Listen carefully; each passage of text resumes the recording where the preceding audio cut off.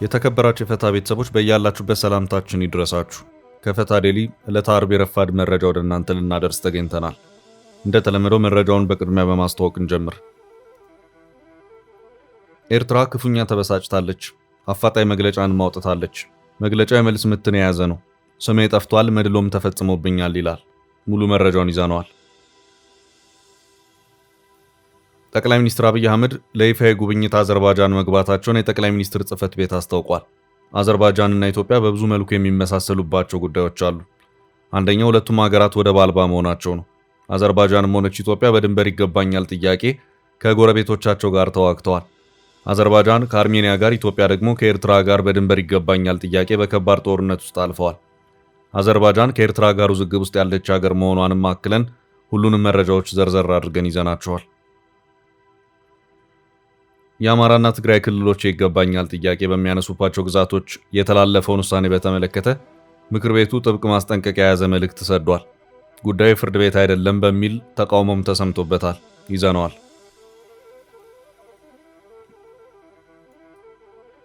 የአማራ ክልል የቀድሞ ሰራተኞችን የመመለስ ውሳኔ ያሰማ። የክልል ምክር ቤቱ የሰላም አማራጭን የተቀበሉ የቀድሞ የክልሉ መንግስት ሰራተኞች በቅድመ ሁኔታዎች ወደ ቀድሞ መደበኛ ስራቸው እንዲመለሱ ወስኗል። ውሳኔውን የተመለከተ መረጃ ይዘናል። ግብጽ የህዳሴ ግድብ መሰረተ ልማትን የተመለከተ የአደጋ ጥናቶችን በርካታ ጊዜያት ስታወጣ ይታወሳል። ግድቡ ተሸንቁሯል፣ ተሰንጥቋል የሚሉ ከሳይንሳዊ መረጃ ይልቅ ፖለቲካዊ ይዘታቸው የጎላ ጥናቶች በየጊዜው ስታወጣ ይታወቃል። አሁን ላይ የኮርቻ ግድቡ እየሰመጠ ነው የሚል ጥናት አስተጋብታለች። የምንመለከተው ይሆናል። በድንገተኛ ጥቃት በርካቶች ተገድለዋል። የተቃጠሉ በርካታ ቤቶች ስለመኖራቸውም ተሰምቷል። ጥቃቱ በሌሊት የተሰነዘረ ነው። ዝርዝር መረጃውን ይሰሙታል። እስከ ጥንቅራችን ፍጻሜ አብራችሁን ቆዩ። የምንለቃቸው ዕለታዊ ትኩስ ዜናዎች እንዲደርሷችሁ ላይክ፣ ሼር፣ ሰብስክራይብ ማድረግ እንዳትረሱ። በተደጋጋሚ ገንብቶ በማስረከብ በደንበኞቹ የተመሰከረለት ዳኮርድ ሪል ስቴት አሁን ደግሞ በመሃል አዲስ አበባ ጀሞ አንድ የሚገኘው ሳይት ላይ ግንባታ ሂደታቸው 40% የደረሱ በአንድ ዓመት ብቻ የሚረከቧቸውን አፓርትመንቶች ከ70/30 የባንክ ብድር ጋር አቀረበላችሁ። ባለ 1 መኝታ 80 ካሬ፣ ባለ 2 መኝታ 110 እና 118 ካሬ ከ623200 ብር ቅድመ ክፍያ ጀምሮ እስከ 1 ሚሊዮን ብር ከሚደርስ ልዩ ቅናሽ ጋር ይዞላችሁ ቀርቧል። ለበለጠ መረጃ 0911 057674 ወይም 0926 930578 ይደውሉ። ዳኮርድ በልዩነት የተገነባ።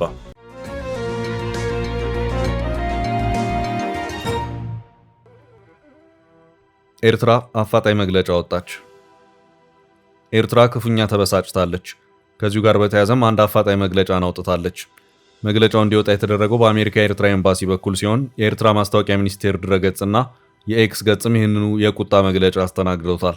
ብስጭቱን አጭሮ መግለጫውን ያስከተለው የቀድሞ የአሜሪካ የውጭ ጉዳይ ሚኒስትር የአፍሪካ ረዳት ሚኒስትር ቲቦር ናጊ ባለፈው ሳምንት አቫላንች በተባለ ጆርናል ላይ የአፍሪካውን ቀንድ ጂኦፖለቲካ በተመለከተ አስነብበውታል በተባለው ሰፋ ያለ ሀተታ ነው። አምባሳደር ቲቦር ናጊ በኢትዮ ኤርትራ የድንበር ጦርነት ወቅት በኢትዮጵያ አሜሪካ አምባሳደር የነበሩ ሰው ናቸው። ከዚያ በኋላም በአፍሪካው ቀንድ ላይ ትኩረታቸውን ያደረጉ በርካታ ጽሑፎችን ያስነብባሉ። የኤርትራ መንግስትን በተመለከተም በርካታ ጽሑፎችን አስነብበዋል። የኢሳያስ መንግስት ለዜጎቹ የማይመች ለአፍሪካው ቀንድም ስጋት የሆነ በሚለው ጭብጥ ላይ ያጠነጥናሉ። የአሁኑ የቲቦር ናጊ ጽሑፍ ግን የኤርትራ ባለስልጣናትን ክፉኛ አበሳጭቷል። ኤርትራ በዚህ የአምባሳደር ቲቦር ናጊ አቫላንች ትንታኔ ላይ ስሜ ጠፍቷል፣ ክብሬም ዝቅ ብሏል ብላለች። የኤርትራ የአምባሳደር ቲቦር ናጊ ትንታኔ አካዳሚክ ማረጋገጫ የሌለውና ታማኝነት የጎደለውም ብላለች። አምባሳደሩ ከኤርትራ የነጻነት ትግል ጀምሮ እስከ ኢትዮ ኤርትራ የድንበር ውዝግብ ድረስ ኤርትራ ላይ ዘመቱ ሰው ናቸውም በማለት ቁጣዋን የገለጸችበት ሁኔታ ታይቷል። አምባሳደር ቲቦር ናጊ ፕሬዝዳንት ኢሳያስ አገዛዝ ፈጽሞ የለየለት አምባገነንና ኤርትራንም እንደ ግል ንብረቱ የሚቆጥር መንግስት ነው በማለት ደጋግመው ትችቶቻቸውን የሚያቀርቡ ሰው ናቸው። የኤርትራ መንግስት ሰውየው በአፍሪካው ቀንድ ኤርትራን ብቻ ሳይሆን ከሱዳን እስከ ሶማሊያም አፍራሽ ሚናን እየተጫወቱ ነው በማለትም ክሱን አሰምቷል። በማስታወቂያ ሚኒስቴሩ የተሰራጨው የመልስ ጽሑፍ ዘለግ ያለና በቁጣ የተሞላ የመልስ ምት ሆኖ ታይቷል። ኤርትራ አምባሳደር ቲቦር ናጊ ለኢትዮጵያ ፍጹማዊ ድጋፍ የሚሰጡ ሰው ናቸው በማለት ትከሳቸዋለች። የኤርትራ መንግስትን መግለጫ ተከትሎም አምባሳደር ቲቦር ናጊ በኤክስ ገጻቸው ምላሽ ሰጥተዋል። የኤርትራ አሳሳቸው የተከበረው የኤርትራ ማስታወቂያ ሚኒስትር በእኔ ላይ ነቀፋ በመሰንዘሩ ደስተኛ ነኝ።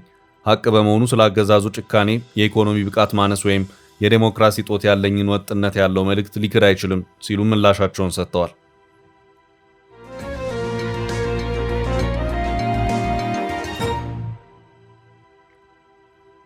ወደ ቀጣይ መረጃ አለፍን። ጠቅላዩ ከኤርትራ ጋር ውዝግብ ውስጥ ወዳለችው አዘርባጃን። ጠቅላይ ሚኒስትር አብይ አህመድ ለይፋዊ ጉብኝት አዘርባጃን መግባታቸውን የጠቅላይ ሚኒስትር ጽህፈት ቤት አስታውቋል። አዘርባጃንና ኢትዮጵያ በብዙ መልኩ የሚመሳሰሉባቸው ጉዳዮች አሉ። አንደኛው ሁለቱም ሀገራት ወደብ አልባ መሆናቸው ነው። አዘርባጃንም ሆነች ኢትዮጵያ በድንበሬ ይገባኛል ጥያቄ ከጎረቤቶቻቸው ጋር ተዋግተዋል። አዘርባጃን ከአርሜኒያ ጋር፣ ኢትዮጵያ ደግሞ ከኤርትራ ጋር ጦርነት ውስጥ የነበሩ ሀገራት ናቸው። በነገራችን ላይ አዘርባጃን ከኤርትራ ጋር ውዝግብ ውስጥ ያለች ሀገር ናት። ኤርትራ የአዘርባጃን ዜጎችን አስራ አልለቅም ከማለት ባሻገር ዛሬም ድረስ የአዘርባጃንን መርከቦች እንደያዘች ትገኛለች። እናም አዘርባጃንና ኤርትራ ሆድና ጀርባ ከሆኑ ዋላ ደር ብለዋል። ኢትዮጵያና ኤርትራ በባድመ ግዛት ይገባኛል ጦር ሲማዘዙ፣ አዘርባጃንና አርሜኒያ ደግሞ ናጎርኖ ካራባህ በተባለ ግዛት የይገባኛል ውዝግብ ከባድ ጦርነት ውስጥ የገቡ መሆኑ የሚታወስ ነው።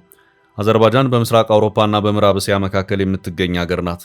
ዋና ከተማዋ ባንኩ ይባላል። ልክ እንደ ኢትዮጵያ ሁሉ ወደብ አልባ ሀገር ናት። ሩሲያ፣ ዳግስታን፣ ጆርጂያ፣ አርሜኒያ፣ ቱርክና ኢራን ድንበር የሚጋሯት ሀገር ናቸው። የቀድሞዋ ሶቪየት ህብረት ወይም የአሁኗ ሩሲያ አካል ነበረች። ሶቪየት ህብረትን እንደ አውሮፓውያን አቆጣጠር በ1922 ተቀላቅላ ከዚያም ቀዝቃዛው የዓለም ጦርነት መጠናቀቁን ተከትሎ እንደ አውሮፓውያን አቆጣጠር በ1991 ራሷን ችላ ሀገር በመሆኑ የወጣችበት ሁኔታ ተፈጠረ። አዘርባጃን ከጎረቤቱ አርሜኒያ ጋር ጦር ተማዛ ከባድ ጦርነት ውስጥ የገባችበት ሁኔታም እንደነበር የሚታወስ ነው። ውዝግቡ ናጎርኖ ካራባህ በተባለች የግዛት ይገባኛል ጥያቄ የተከሰተ ነው። ሁለቱ የቀድሞ የሶቪየት ህብረት አባል ሀገራት አርሜኒያና አዘርባጃን ግዛቲቷ የኔ ናት በሚልም ጦር እስከ መማዘዝ ባለፈ ብዙዎች አልቀውባታል።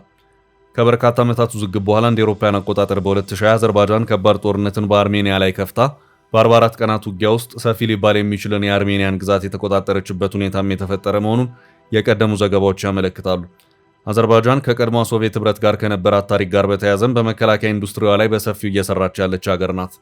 ሀገሪቱ ከውጊያ ድሮኖች ጀምሮ የተለያዩ ተተኳሾች ድረስ ከ1000 በላይ ወታደራዊ ቁሳቁሶችን እንደምታመርት መረጃዎች ያመለክታሉ። ወደ 11 ሚሊዮን የሚጠጋ ህዝብ አላት። የሀገሪቱ ፕሬዝዳንት ኢልሃም አሊየቭ በመባል ይታወቃሉ። የሀገሪቱ ኢኮኖሚ በዋነኝነት በነዳጅ ሀብት ላይ የተመሰረተ ነው። 2/3ኛው የሀገሪቱን የኢኮኖሚ ድርሻ የሚይዘው ነዳጅና የነዳጅ ውጤቶች ናቸው።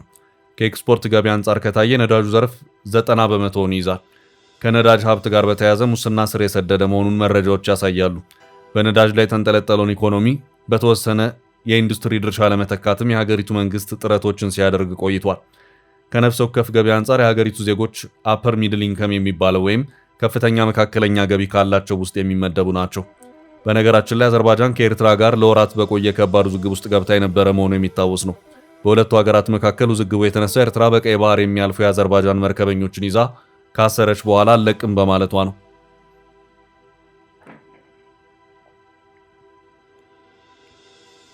ኤርትራ ንብረትነታቸው የአዘርባጃን የሆኑ 3 መርከቦችንና 18 የአዘርባጃን የመርከቡን ሰራተኞች ያሰረችው በኢትዮጵያ አቆጣጠር በጥቅምት ወር መጨረሻ 2017 ዓ.ም ወይም በአውሮፓውያኑ አቆጣጠር ኖቬምበር 7 ቀን 2024 ነበር። ኤርትራ መርከበኞቹንና መርከቦቹን ያሰረችው በሉዓላዊ ግዛቴ ስር ያለውን የቀይ ባህር ቀጠና ያለ ፈቃድ በመጣስ ወደ ግዛቴ ገብተዋል በሚልም ነበር። አዘርባጃን እነዚህን ዜጎቿን ከኤርትራ መዳፍ ለማስለቀቅ እጅግ የበዙ ጥረቶችን አድርጋ በመጨረሻም ተሳክቶላታል። ለጠቅላይ ሚኒስትር አብይ አህመድ የጉብኝት ግብዣን ያቀረበችው አዘርባጃን መሆኗን ከወራት በፊት የአዘርባጃን ፕሬስ ኤጀንሲ ባሰራጨው መረጃ ያመለከተ መሆኑ የሚታወስ ነው።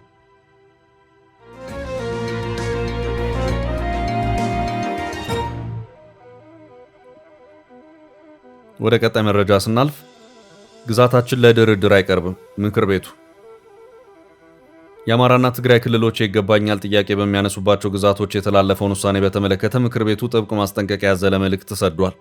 የኢትዮጵያ ብሔራዊ ምርጫ ቦርድ በአማራና ትግራይ ክልሎች መካከል አከራካሪ ሆነው የቆዩ የተባሉትን 5 የምርጫ ክልሎች በተመለከተ ከፌዴሬሽን ምክር ቤት ደርሶኛል ያለውን ውሳኔ ይፋ ካደረገ በኋላ የሁለቱ ክልሎች የፖለቲካ ተዋናያን በየፊናቸው መግለጫዎችን አውጥተዋል። በትላንትናው ዕለት ይህ ውሳኔ በፍርድ ቤት መታገዱ ተዘግቧል። እንደ ፍርድ ቤቱ ትዕዛዝ ከሆነ የገዳ ውሳኔ የተላለፈው ዴሞክራሲያዊ ስምረት ትግራይ የካቲት 16 ቀን 2018 ዓ.ም በወኪላቸው በአቶ ጌታቸው ረዳ አማካይነት በብሔራዊ ምርጫ ቦርድ ላይ ባቀረቡት አቤቱታ መሰረት ነው። የትግራይ ጊዜያዊ አስተዳደር አማካሪ ምክር ቤት በዚሁ ጉዳይ በትላንትናው ዕለት ይፋዊ መግለጫ የሰጠ ሲሆን ፌዴራል መንግስቱም ሆነ ምርጫ ቦርድ ከትግራይ አንዳችን መሬት ወይም ማንነት ሊወስዱ ወይም ሊሰጡ አይችሉም ሲል አጣጥሏል። የክልሉ ሕገ መንግስት አንቀጽ 2 የትግራይን ወሰን በግልጽ ደንግጓል በማለት በዚሁ አጭር መግለጫ የገለጸው ምክር ቤቱ ሆኖም ምርጫ ቦርድና ፌዴሬሽን ምክር ቤት አወዛጋቢ ባሏቸው 5 የትግራይ ምርጫ ክልሎች ከትግራይ ውጭ ምርጫ እንዲካሄድባቸው ወስነዋል ብለዋል። ምክር ቤቱ የትግራይ ሉዓላዊ ግዛት ከቶንም ለድርድር የማይቀርብ ቀይ መስመር መሆኑን አጽንኦት ሰጥቷል። ተቃዋሚው ስምረት ፓርቲ በበኩሉ የፌዴሬሽን ምክር ቤትና የቦርድ ውሳኔ መነሻው ፖለቲካዊ ነው ሲል ዛሬ ባወጣው አጭር መግለጫ ገልጿል። ተፈናቃዮችን ወደ ቀያቸው ለመመለስ የሚደረገውን ጥረት ያደናቅፋል ያለው ኃይል አሁን ሰላማዊ መስሏል ያለው ፓርቲው የትግራይ ህዝብና በተለይም ለውጥ ፈላጊ ኃይሎች የትግራይን ብሔራዊ ጥቅም አደጋ ላይ ጣለውን ይህንኑ ኃይልን እንዲያስወግዱ ጥሪ አቅርቧል። ይህ በእንዲህ እንዳለ የትግራይ ሉዓላዊነት የኢትዮጵያ ፍርድ ቤቶች ጉዳይ አይደለም ሲሉ የህወሓት ምክትል ሊቀመንበር አማኑኤል አሰፋ ገልጸዋል። የትግራይ ክልል ጊዜያዊ አስተዳደር ምክትል ፕሬዝዳንት የሆኑት አቶ አማኑኤል አሰፋ የተፈጠረው ችግር በፍርድ ቤት ሊፈታ የማይችል መሆኑን አስታውቀዋል። አቶ አማኑኤል የትግራይን አብይ ብሔራዊ ጉዳይ በአሻጥርና በድራማ ወደ ቢሮክራሲያዊ ፍርድ ቤቶች መውሰድ የሚያስከትለው መዘዝ ከባድ ነው ብለዋል። አማኑኤል በይፋዊ ትስስር ገጻቸው ባሰፈሩት መልእክት የትግራይ ሉዓላዊነት የኢትዮጵያ ፍርድ ቤቶች ጉዳይ አይደለም፣ የትግራይ ሉዓላዊነትም ለድርድር የሚቀርብ አይሆንም፣ የትግራይ ሉዓላዊነት የህዝብ ውሳኔ ጉዳይም አይደለም ሲሉ አስታውቀዋል። አቶ አማኑኤል ይህንን አስተያየት የሰጡት የምርጫ ቦርድ ውሳኔ ስምረት ፓርቲ ባቀረበው ክስ መሰረት በፍርድ ቤት መታገዱ ከተሰማ በኋላ ነው። በሌላ በኩል በአማራ ክልል በኩል የወልቃይት ጠገዴ ሰቲት ሁመራ ምክትል አስተዳዳሪና የሰላምና ጸጥታ መምሪያ ኃላፊ ኮሎኔል ደመቀ ዘውዱ እኛ እንደ ትላንቱ አንሸወድም ብለዋል። ለአንድ የሀገር ውስጥ ሚዲያ በሰጡት ቃል ህወሓት ከህገ መንግስቱ ውጭ ምርጫ እያካሄደ እኛን አትምረጡ ማለት አይችልም ብለዋል። በአማራ ክልል በኩል የወልቃይት ጠገዴ ዞን ምክትል አስተዳዳሪና የሰላምና ጸጥታ ዘርፍ ኃላፊ ኮሎኔል ደመቀ ዘውዱ ምርጫ ቦርድና የፌዴሬሽን ምክር ቤት የወልቃይት ጠገዴ ማህበረሰብ ከትግራይ ክልል ተለይቶ በራሱ ምርጫውን እንዲያካሄድና የህዝብ ተወካዮች እንዲኖሩት የሰጡትን አቅጣጫ እጅግ መልካም ጅምርና ፍትሐዊ ሲሉ ገልጸውታል። ኮሎኔሉ የመምረጥና የመመረጥ መብት ህገ መንግስታዊ በመሆኑ ሊገደብ እንደማይገባ ገልጸዋል።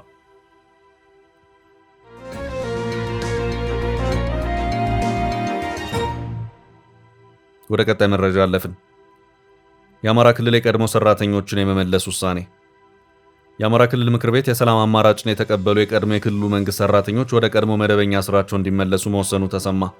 የክልሉ ምክር ቤት ይህን ውሳኔ ያሳለፈው በሳምንቱ ሐሙስ ዕለት ባካሄደው መደበኛ ስብሰባ መሆኑን የአማራ የመንግስት ኮሚኒኬሽን ቢሮ በማህበራዊ ትስስር ገጹ ላይ ባሰራጨው መረጃ ገልጿል። ወደ መደበኛ ስራቸው እንዲመለሱ ምክር ቤት የወሰነላቸው በተለያዩ የክልሉ መንግስት መዋቅር ውስጥ ሲያገለግሉ የነበሩ የቀድሞ ሰራተኞች መንግስት በክልሉ የሚያካሄደው ግጭት በድርድርና በውይይት እንዲፈታ ያቀረበውን የሰላም ጥሪ የተቀበሉና የተሃድሶ ስልጠና የወሰዱ መሆናቸውን ቢሮው ጠቅሷል። ወደ መደበኛ ስራቸው እንዲመለሱ የተወሰነላቸውን የቀድሞ የመንግስት ሰራተኞች ብዛት ምን ያህል እንደሆነ ወይም የቀድሞ ሰራተኞች በግጭቱ ውስጥ ነፍጥ አንስተው የነበሩ ይሁኑ አይሁኑ የቢሮ መረጃ አላመላከተም። ይሁን እንጂ በክልሉ ባለፉት 2 ዓመታት በነበረው አለመረጋጋት ምክንያት ስራቸውን ያቆሙ ሰራተኞች ቁጥር ከፍተኛ እንደነበር ይገመታል። ለምሳሌ በክልሉ የጸጥታ ሁኔታ የተነሳ በተለይ በርካታ የመምህራን መልቀቅ እንደነበር መረጃዎች ይጠቁማሉ። በ2018 ዓ.ም የትምህርት ዘመን ብቻ በክልሉ ከ1000 በላይ መምህራን በኢኮኖሚ ጫናና በደህንነት ስጋት ምክንያት ስራቸውን መልቀቃቸውን የቅርብ መረጃዎች ያሳያሉ። በክልሉ የጸጥታ ሁኔታን ተከትሎ የሲቪል ሰርቪስ አገልግሎቶች ላይ መስተጓጎል ተፈጥሯል። እንደ ሰሜን ወሎ፣ ደቡብ ጎንደርና ምስራቅ ጎጃም ባሉ ቀጠናዎች በነበረው ጦርነት ምክንያት በርካታ የወረዳና የዞን መስሪያ ቤቶች ተዘግተው የነበረ ሲሆን አሁን የተላለፈው ውሳኔ እነዚህን ሰራተኞች ወደ መዋቅሩ ለመመለስ ያለመ ስለመሆኑ ተመላክቷል። የክልሉ ምክር ቤት ይህንን ውሳኔ ማሳለፉ በዓመቱ በመንግስትና በአንዳንድ የፋኖ አመራሮች መካከል ከተፈረመው የሰላም ስምምነት ጋር ተያያዥነት ያለው ስለመሆኑ ይገመታል። በክልሉ በጦርነቱ ምክንያት ለረጅም ጊዜ ከስራ ገበታቸው ርቀው የነበሩ ሰራተኞች የቆየ ደመወዛቸው እንዲከፈላቸው በተደጋጋሚ ሲጠይቁ ቆይተዋል። ምክር ቤቱ አሁን ባሳለፈው ውሳኔ መሰረት ሰራተኞቹ ወደ ስራ ሲመለሱ የደሞዝና የጥቅማ ጥቅም ጉዳያቸው እንዴት እንደሚስተናገድ ዝርዝር መመሪያ እንደሚወጣም ይጠበቃል። ወደ ስራ የሚመለሱ ሰራተኞች ላይ ግን ቅድመ ሁኔታዎች የተጣሉ ይመስላል። የሰላም አማራጭን መቀበል፣ የተሃድሶ ስልጠና መውሰድ፣ ምናልባትም በትጥቅ ትግል ተሳትፎ የወንጀል ተጠያቂነት አለመኖር እንደ ቅድመ ሁኔታ እንዲያስቀምጥ ይገመታል።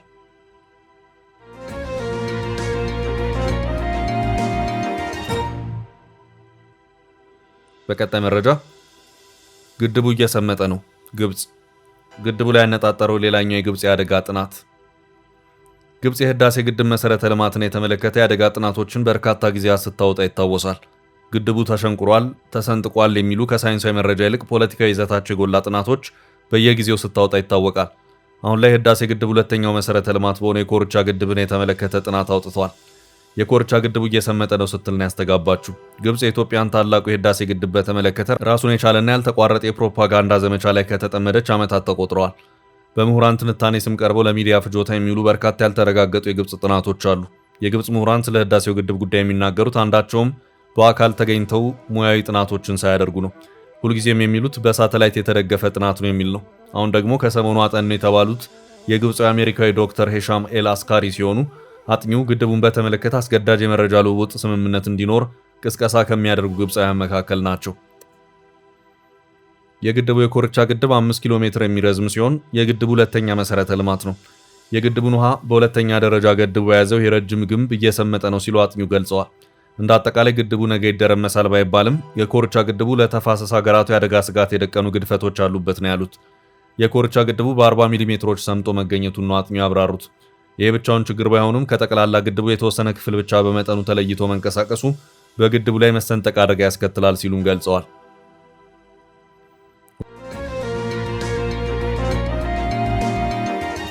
ወደ ተከታይ መረጃ ስናልፍ በድንገተኛ ጥቃት የተገደሉት። በድንገተኛ ጥቃት በርካቶች ተገድለዋል። የተቃጠሉ በርካታ ቤቶች ስለመኖራቸውም ተሰምቷል። ጥቃቱ በሌሊት የተሰነዘረ ነው። ይህ ድንገተኛ ጥቃት የተሰነዘረው በኦሮሚያ ክልል ሰሜን ሸዋ ዞን ወረጃ አርሶ ወረዳ መሆኑን የተገለጸው። ለጥቃቱም የአካባቢው ነዋሪዎች የሸኔ ታጣቂዎች ተጠያቂ ናቸው ሲሉ ተናግረዋል። የሸኔ ታጣቂዎች ሌሊቱን ባደረሱት ጥቃት የ3 ሰዎች ሕይወት ማለፉን፣ በርካታ ቤቶች መቃጠላቸውን፣ ከብቶች መዘረፋቸውን ተጎጂ ነዋሪዎች ገልጸዋል። አንድ ነዋሪ በወረዳው ደንበዛ ወሌ ቀበሌ ሃሮ ፌሾ ገነት የሚባለውን ቦታ ሌሊት በድንገት ምድረ በዳ አደረጉት። ነዋሪዎች ምድረ በዳ ላይ ናቸው ብለዋል።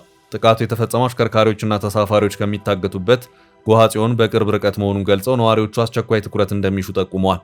ቤታቸው የተቃጠለባቸው ሌላኛው አባት የደረሰብን ግፍ ከፍተኛ ነው ብለው አዝነዋል። ለተሰነዘረው ጥቃት ሸኔን ተጠያቂ አድርገው የእሳት ቃጠሎን ያህል ጥይት ቤታችን ላይ ፈሰሰ፣ እየታደንን ገደል ላይ ተንጠላጥለን ሕይወታችንን አትርፈናል ብለዋል። የደረሰባቸውን ጥቃት በጣም አሳዛኝ ሲሉ የገለጹት ነዋሪው ቤታችን ተቃጥሏል፣ ድንጋዩም ቁጥቋጦም ያስጥላል፣ እዚያ ተጠለልን፣ አንድ ሽማግሌ በጥይት ተመቶ ተገደለብን፣ ሌላኛውም ተመቶ ጥይቱ ከሆዱ አልወጣም ሲሉ አክለዋል። ከዚህ ቀደም አሁን ጥቃት በደረሰበት ቀበሌ አጠገብ ታጣቂ ቡድኑ ጥቃት ማድረሱን ገልጸው እኛም ሰግተን ከዛሬ ነገ እንለቃለን ስንል ከትላንት ምሽት 4 ሰዓት እስከ 9 ሰዓት ጥይት እንደ በረዶ ሲወርድብን አደረ። የተረፈ እህል የለም፣ ከብቶቻችን ተወስደዋል፣ ቤቶች ተቃጥለዋል ነው ያሉት። ሌላኛው ቤታቸው የተቃጠለባቸው ነዋሪ አሰቃቂ ነገር ነው የደረሰብን፣ ከከብት ከንብረት ከቤት ምንም ነገር ሳይቀር ከማታ 4 ሰዓት ጀምሮ ምድረ በዳ አድርገውት ሄዱ ሲሉ ለቲክቫ ገልጸዋል። ጥቃቱ ከትላንት በስቲያ ረቡዕ ዕለት መፈጸሙ ነው የተመላከተው። እኚሁ አባት 3 ሰዎች ተገድለዋል፣ በርካታ ቤቶች ተቃጥለዋል፣ የቀበሌው ግማሽ በሙሉ ነው የተቃጠለው፣ የደረሰልን የለም፣ በየጫካው ነው ያደርነው፣ 1300 ከብቶች ተወስደዋል ሲሉ ተናግረዋል። መላ ብናጣ የተረፈውን ሰዓት እናጠፋለን፣ ዝም ብለን 5 ሆነን ነው ወደ ቃጠሎ ቦታ የተመለስ ነው። አብዛኛው ሰው ግን ጫካ ነው ያለው፣ መንግስት ምን ሆናችሁ ብሎ መከላከያ እንኳን አላከልንም ሲሉ ገልጸው ለጉዳዩ ትኩረት እንዲሰጥ ጠይቀዋል። የአካባቢው ባለስልጣንን ለማነጋገር ያደረግኩት ጥረት አልተሳካም ሲል ዘገባው ጠቁሟል። ውድ ቤተሰቦቻችን ለዛሬ ያዝንላችሁን ርዕሰ ጉዳዮች እዚህ ላይ ቋጨን። ላይክ፣ ሼር እና ኮሜንት በማድረግ ለቻናላችን ድጋፋችሁን መግለጽ እንዳትዘነጉ እያልን ከሌሎች መረጃዎች ጋር ደግመን እስክንገናኝ ቸር ያሰማን ስንል ተሰናበትን።